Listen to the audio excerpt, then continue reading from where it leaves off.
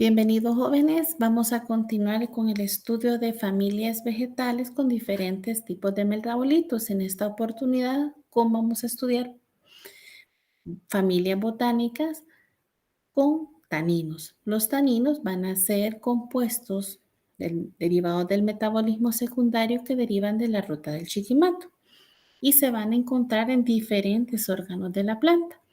Puede ser en los frutos, puede ser en la corteza, puede ser en las hojas, en los pedúnculos, etc.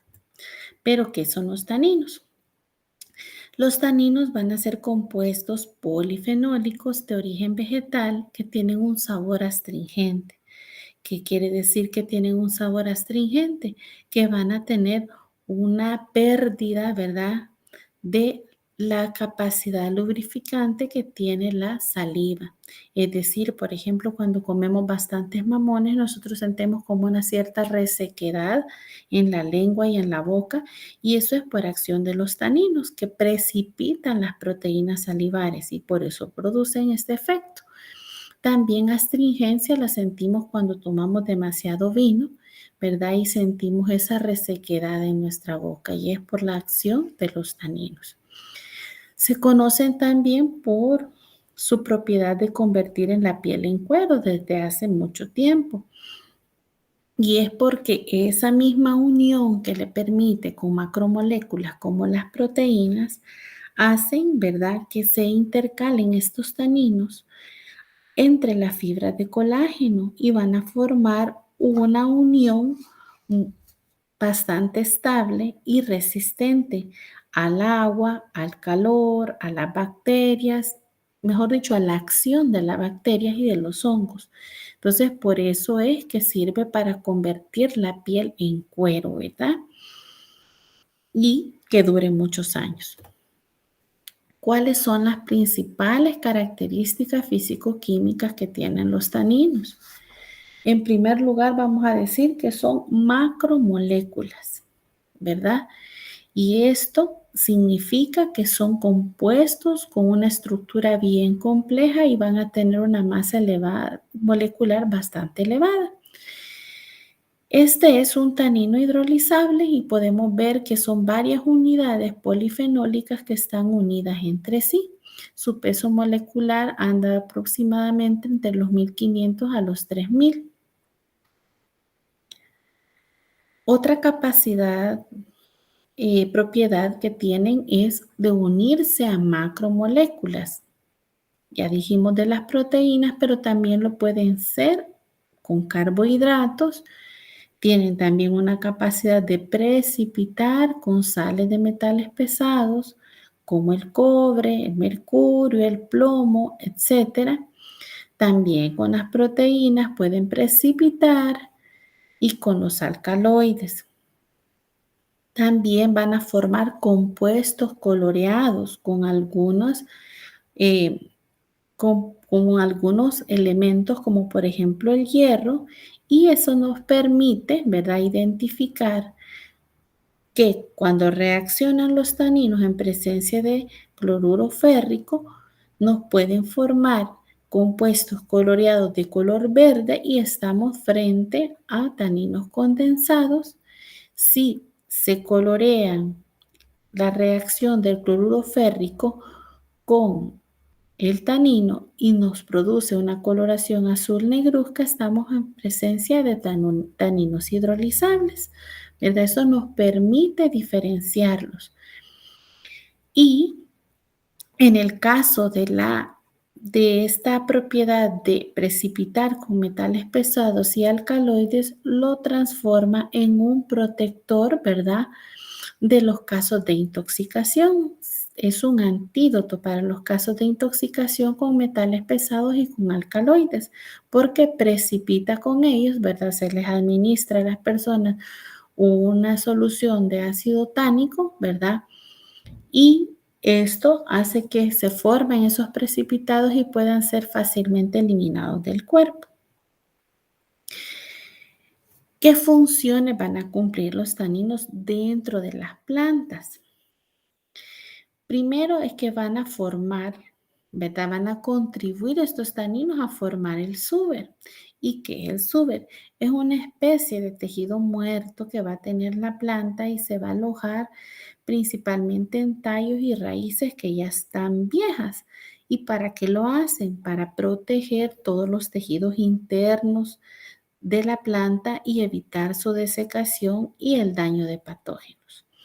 Otra acción que van a cumplir es el papel de moderador de los procesos de oxidación dentro de la planta. Un ejemplo es las hojas de Camellia sinensis. ¿Quién es Camellia sinensis? Es el nombre de las hojas que se utilizan para los té, mal llamados té, ¿verdad? Porque en realidad son infusiones de té negro, té verde, té blanco, té rojo. Todo es la misma planta, es Camellia sinensis. Lo que varía es el proceso de oxidación que tienen sus hojas. Y así decimos que el té blanco se obtiene de las hojas que no han sufrido un proceso de oxidación extremo y por lo tanto van a tener mayor cantidad de taninos y tiene un efecto antioxidante mucho mayor. Con el té verde de la misma manera, ¿verdad?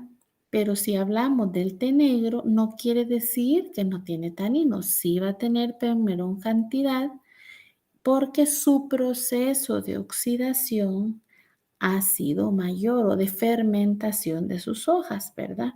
Entonces se forman otros compuestos que el otro año vamos a ver, pero eso es lo que ocurre. Entonces, si decimos que a mayor oxidación de las hojas, ¿verdad? Hay menor cantidad de taninos y a menor oxidación de sus hojas hay mayor cantidad de taninos. Por lo tanto, el té verde y el té blanco son potentes, ¿verdad? Antioxidantes. ¿Por qué? Porque tienen presencia alta de polifenoles que son las macromoléculas de taninos. ¿Qué otra función tienen? Pues dentro de la planta, ¿verdad? Protegen evitando el ataque de insectos, bacterias y hongos. Eso tiene mucho que ver con los procesos alelopáticos que vimos en la unidad anterior, ¿verdad? En donde observábamos que, eh, que las plantas para defenderse producen numerosos metabolitos secundarios. Uno de ellos son los taninos. ¿Qué acciones van a tener sobre nuestro cuerpo, verdad? Todas estas propiedades y todos estos compuestos, ¿qué es lo beneficioso que vamos a obtener nosotros como seres humanos? Y en primer lugar es su capacidad antioxidante, ¿verdad? Que medio hemos visto por qué lo hacen. Y cuando hablamos de antioxidante, estamos hablando de un compuesto que tiene la capacidad de donar electrones. ¿A quién se los dona? A aquellos radicales libres que andan sueltos por nuestro organismo. Nuestro organismo sufre un montón de procesos bioquímicos y oxidaciones. Si esos radicales libres hay una mayor cantidad porque estamos sufriendo un proceso de estrés, ¿verdad? Entonces hay numerosas cantidades de radicales libres que como andan desapareados, andan buscando una molécula y robarle, ¿verdad? Esos electrones a esa molécula sana. Entonces, cuando ocurre esto, empieza a esos procesos oxidativos afectar a la célula y desencadenarnos enfermedades neurodegenerativas como la diabetes, la artritis reumatoidea, ¿verdad? Enfermedades del sistema nervioso, también hipertensión, etcétera. Y entonces el antioxidante, ¿qué hace? Pues le dona esos electrones que necesita el radical libre y deja en paz a la molécula sana, ¿verdad? Entonces ese es el proceso que ellos hacen. Otra actividad es la antibacteriana, antifúngica, ya que los polifenoles tienen esta propiedad, ¿verdad? Así como lo hacen para la planta, lo hacen para nosotros. Son antídotos contra venenos, ¿verdad? ¿Contra qué venenos? Bueno, para el caso de si estamos intoxicados con metales pesados o con alcaloides. Son potentes cicatrizantes y tienen mucho que ver también con el cuidado de la piel. Y esto lo hacen, ¿verdad? Las taninos lo hacen por esa capacidad que tienen de involucrarse mucho con las proteínas. Entonces ejercen un efecto protector, cicatrizante, regenerador de piel y tonificante. Por eso es que hay muchos tónicos faciales que se utilizan, ¿verdad? Y que tienen en su composición taninos. También se usan como antidiarreicos y esto lo hacen exactamente en el tejido, ¿verdad? Del intestino. Evitan las secreciones y por lo tanto hay como una especie de proceso, así como hacen secante, ¿verdad? Pues lo hacen también a nivel del intestino y eso evita que el proceso diarreico continúe. ¿Cómo se clasifican los taninos? Pues en dos, ¿verdad? Ya más o menos los escuchamos. Taninos hidrolizables van a ser característicos de angiospermas y dicotiledonas. Los hidrolizables son macromoléculas, ¿verdad?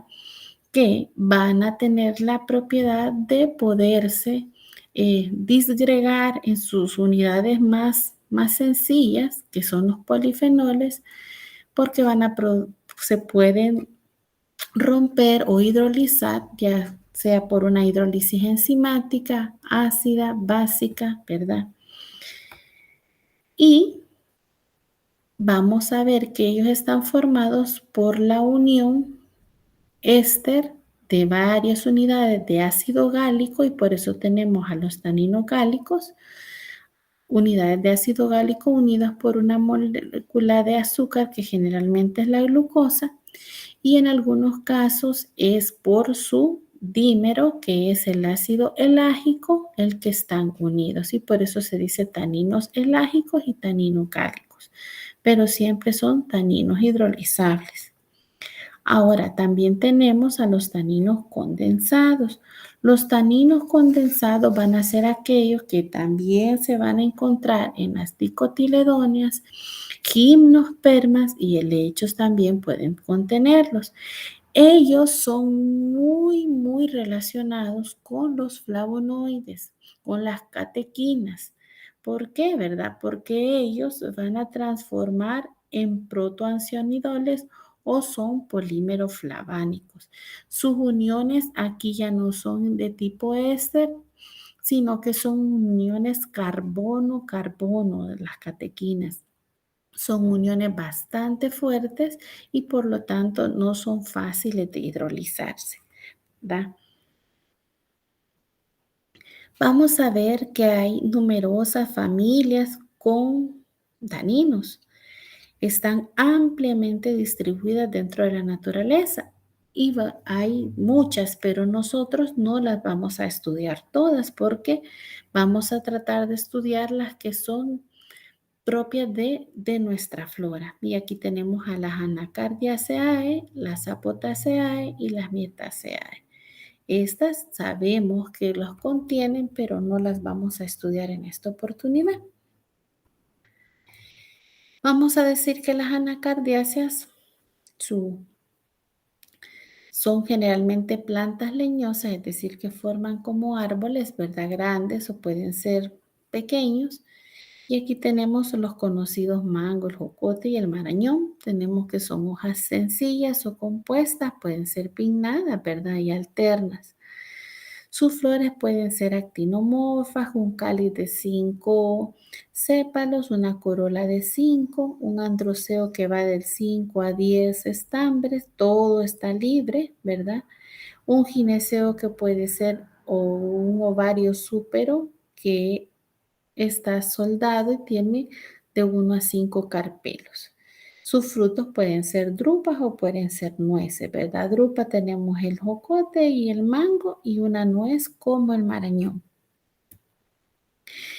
Vamos a ver a los compuestos del Mangifera indica, ¿verdad? La mayoría de compuestos ampliamente estudiada esta planta, ¿verdad? Nosotros queremos buscar alguna publicación de ella y hay una gran cantidad, pero en generalidad, de verdad, tiene, la mayoría de compuestos que tiene son taninos de tipo catéquico, es decir, son taninos condensados, ¿verdad? Aquí tenemos al pentao-galoil-glucosa, es este, la epigalocatequin galato, epigalocatequin catequina. Tenemos a la maclurin galoil-glucósido, que es esta. Este sí es un tanino hidrolizable. Estos son catequinas y condensados, ¿verdad? ¿Cuáles son las principales actividades biológicas que se les adjudican al mango? Van a ser actividades muy diversas. En primer lugar, como antioxidante, antimicrobiano, antifúngico, antiprotozoario, antiviral, antiinflamatorio y también tiene una propiedad antitumoral e hipoglicemiante. Hipoglicemiante significa que baja los niveles de azúcar en sangre, ¿verdad? Siendo la mayor concentración de estos compuestos y de las actividades estando en la corteza, en las hojas, en los frutos, que son los órganos más estudiados. Tenemos también al marañón, ¿verdad? El anacardium occidental y su composición en su mayoría son flavonoides, naftoquinonas, antraquinonas, alcaloides, taninos, que pueden ser hidrolizables, condensados, es decir, de tipo catéquico, esteroles y triterpenos, y todos ellos tienen un efecto sinérgico y le dan actividades farmacológicas como antibacterianas, hipoglicemiantes, antioxidantes también. Tenemos a la Spondias purpúrea, el jocote, ¿verdad? Que también tiene una gran variedad de compuestos, no solo tiene taninos, sino que también tiene fenoles simples, flavonoides, quinonas, en cuanto a cianidinas, saponinas, y es rico en minerales como el hierro, la vitamina A y la vitamina C. Sus actividades como astringente, cicatrizante, antiséptico en trastornos dermatológicos y también se ha demostrado que su cáscara va a poseer actividades antifúngicas y antibacterianas, ¿verdad? Contra la erisipela, por ejemplo, antibacteriana, que es una enfermedad producida por un estreptococo en nuestro pie. Es muy poco común, ¿verdad? La erisipela, pero se da sobre todo en el pie. Y una actividad antiviral contra el virus del herpes zóster. Vamos a conocer a otro tipo de familias que son las Apotaceae. Estas van a ser plantas leñosas que se cultivan en varias regiones de nuestro país y se obtienen de los frutos comestibles como el zapote, el níspero y el caimito, que son los que más conocemos. Sus hojas son sencillas y alternas, tienen flores hermafroditas pequeñas y con un ovario súpero y su fruto es una baya. ¿Por qué me van a decir ustedes? Porque es una baya si se ve que la semilla es dura. Sí, pero usted cuando come un níspero, come un caimito o un zapote, usted le quita una telita delgadita que tiene, ¿verdad? Si esa telita delgadita no existiera, podríamos decir que es un fruto en drupa. En esta vamos a tener, ¿verdad? Al zapote, al níspero y al caimito, al puteria zapota, al Malnícara acras, también conocido ahora según trópicos como níspero acras, el crisófilon caimito, que es el caimito. Para los que no lo conocen, atrás de nuestra facultad, ¿verdad? En el parqueo de agronómica, pues ahí hay bastante. Estos compuestos son altamente polifenólicos. Tienen taninos de todo tipo, tienen ácido clorogénico, ácido gálico, ¿verdad? Que son polifenoles no formando macromoléculas como taninos, tienen catequinas, epicatequinas, miricetinas, dihidromirecetina y todas estas son taninos condensados, ¿verdad? Estos son sus principales compuestos. Este es el ácido gálico. Estas son catequinas, ¿verdad? Son taninos condensados y estos son flavonoides, ¿verdad? Que tenemos presentes en este tipo de familia. ¿Qué actividades biológicas van a tener? Pues son marcada actividad antioxidante por la cantidad de ácido gálico, ¿verdad? Y las catequinas presentes en ella por los flavonoides que tienen, miren, en el fruto, ¿verdad? Sobre todo en el caimito y en el zapote. Y por lo tanto van a prevenir enfermedades neurodegenerativas. Por eso es que quise explicarles anteriormente a qué nos referíamos con esto. Vamos a estudiar otro tipo de Sapotaceae, que es el Chrysophyllum purpureum. Se estudió, ¿verdad? Se hizo una perspectiva multidireccional del extracto de las hojas, el extracto de la corteza y del tallo de esta planta.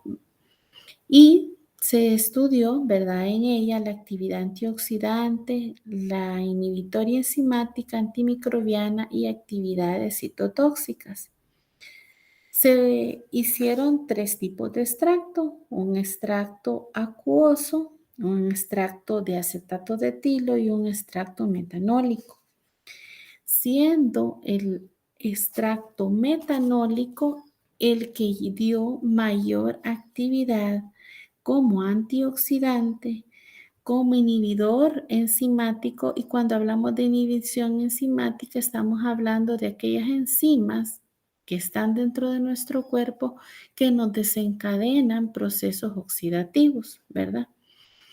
Y como antimicrobiano, también como anticancerígeno, ¿verdad? Esa propiedad citotóxica.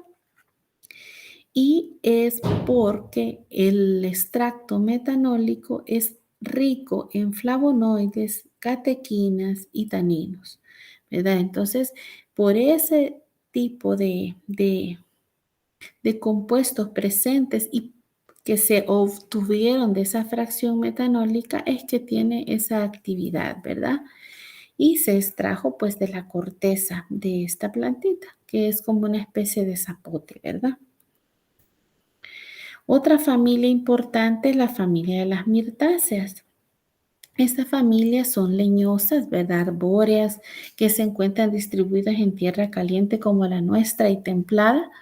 Y aquí tenemos al eucalipto, tenemos a la guayaba, ¿verdad? Tenemos a los arrayanes y tenemos al calistemo. En esta oportunidad no tenemos aquí el calistemo, entonces sus hojas van a ser sencillas, opuestas, algunas veces van a ser alternas, tienen glándulas oleíferas o lisígenas, ¿verdad? Y en el laboratorio podemos ver que tienen esas glándulas lisígenas porque al tacto las hojas de este tipo de familia tienen una cantidad de aceites esenciales en esas glándulas oleíferas o lisígenas que tienen en sus hojas. Sus flores son actinomorfas, hermafroditas, reunidas en inflorescencias racemosas. Y aquí la característica de ellas es, ¿verdad? Su cáliz de 4 a 5 sépalos, su corola está libre, con de 4 a 5 más o menos pétalos libres, pero miren el androceo es infinito número de estambres, ¿verdad? Y aquí lo podemos ver, estas son las flores de la guayaba. Y característico de ellos, es un gineceo que puede tener de 2 a 5 carpelos y son ovarios ínferos, ¿verdad? Aquí nos lo demuestra la presencia del cáliz en la guayaba, en el arrayán, ¿verdad? Y los frutos pueden ser una baya, como en el caso de la guayaba, y frutos secos, ¿verdad? Como en el caso del eucalipto y del calistemo. Eh, Aquí hay un estudio de otro tipo de guayaba, es el Psidium guajava que nosotros conocemos y otro tipo de guayaba conocida como, llamada, mejor dicho, científicamente como Psidium brownianum. Se hizo el estudio de la composición química y el efecto anticándida asociado con la aplicación de fluconazol. ¿Quién es el fluconazol? Es eh, un antimicótico que ya es reconocido, ¿verdad? De origen sintético, que se utiliza para la candidiasis. Se estudiaron varios tipos de extractos de las dos especies. Se estudiaron el extracto hidroalcohólico, tanto de la guayaba como de la brownianum, y en el caso de ella se hizo extracto hidroalcohólico, se hizo un extracto acuoso por decocción y un extracto acuoso por infusión. Decocción, ya lo vamos a ver más adelante en farmacognosia, pero la decocción ocurre cuando nosotros ponemos el material vegetal a ebullir, ¿verdad? Bastante tiempo. Y en la infusión lo que ocurre es que ponemos un poco de agua caliente sobre el material vegetal y no es que vamos a ponerlo a hervir durante mucho tiempo, es decir, que sufre menor proceso de pérdida de compuestos que pueden ser termolábiles el proceso de infusión.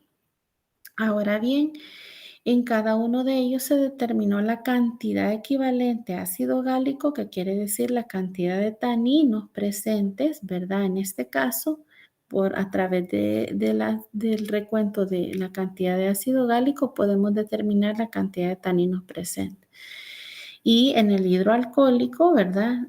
Obtuvimos 82.18, quiere decir que la guayaba, la guajaba que nosotros conocemos, su extracto hidroalcohólico obtiene mayor cantidad de taninos.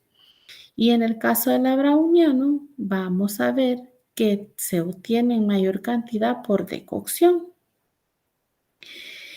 También se hizo el ensayo, ¿verdad? Esto es un dato que nos puede servir, pero en el ensayo se estudió todos estos extractos, ¿verdad? En total van a ser 6 extractos. Aquí aparece, ¿verdad? Su identificación. Solo para ponerles un ejemplo, este es el extracto hidroalcohólico de Psidium guajava más fluconazol. Y este es el extracto acuoso por infusión, ¿verdad? De la Psidium brownianum con fluconazol. Estas son las especies de Cándida, ¿verdad? Albicans que se estudiaron y hay especies de Cándida tropicalis. Unas son también cepas ATCC y otras son cepas de laboratorio. Y podemos observar aquí el fluconazol, el antimicótico, ¿verdad? Solo, solo. Pero aquí ya está asociado a los diferentes extractos que se obtuvieron, siendo el más efectivo el extracto acuoso por infusión obtenido de Psidium brownianum más fluconazol.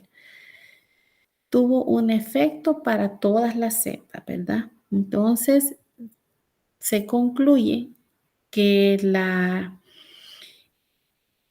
especie de Psidium que es más prometedora para asociarlo con el tratamiento de fluconazol es la Psidium brownianum, que es lo que ocurre con la diferencia de este tipo de planta, ¿verdad? Que en el caso de ella haya mayor presencia de taninos, de polifenoles y de flavonoides que hacen un efecto sinérgico y que le dan esa actividad, porque si nos vamos a la cantidad de taninos presentes en ello, ¿verdad? O de polifenoles presentes, vemos que la de infusión sí tiene una cierta consideración, pero lo tiene más aún el obtenido por decocción y no por infusión. Pero lo que le da Esta actividad bastante buena es que ella tiene también presente en su composición no solo los taninos, sino que también flavonoides y catequinas. Y también hay otra actividad, ¿verdad?, que se hizo como antidiarreico. Todo mundo utiliza los cogollos de guayaba, ¿verdad?, para evitar la diarrea. Nuestras abuelitas saben mucho de esas cosas. Y se estudió, ¿verdad?, esta actividad conservadora de las proteínas y esta actividad antidiarreica de el Pseudomonas bajaba y se hizo el ensayo con ratas, ¿verdad? Ratas a las que se les aplicó, ¿verdad? Se les produjo la diarrea. Hay ratas a las que no se les administró nada, hay otras que sí se les administró extracto de hojas de guayaba y a otras se les administró ácido gálico, ¿verdad? Como control. Y en todas ellas dieron muchísimo mejores resultados como antidiarreico y como conservadores de las proteínas y de los electrolitos las ratas que habían sido tratados con el extracto de guayaba. ¿Qué es lo que ocurre cuando hay procesos diarreicos? Pues hay una pérdida grande de electrolitos y eso es lo que le estuvieron evaluando a las ratas, ¿verdad? Hay una pérdida de cloro, de potasio y de sodio. Y las ratas que se les administró el extracto, pues conservaron todos esos sus niveles en las proporciones adecuadas, ¿verdad? Así es de que, pues tiene el aval, ¿verdad? De que la gente la sigue utilizando como antidiarreico y protector de las proteínas tisulares.